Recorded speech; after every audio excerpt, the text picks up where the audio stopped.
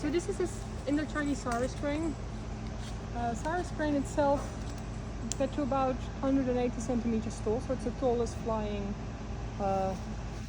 species. There she goes. Does she have a damaged wing there? Yes, so she is smaller than she should be. Wrong nutrition when she was small, and they pinioned her wings, so they actually cut off a part of the bone, so she can't fly. But that happened before she got there. Oh, She's gonna challenge, huh? jump and sing for us. So for cranes, is it like the parrots where they do the head bob? It's a challenge? She sometimes actually does it as she starts dancing for you. She's very imprinted. And she likes men a lot, so.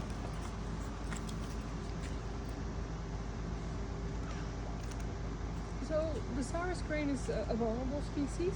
There's a lot of them in Australia, but the Cambodian Vietnamese species, or the Indo-Chinese sarus crane, there's about 150 to 200 individuals left.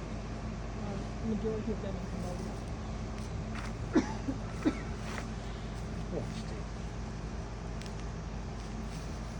Yeah?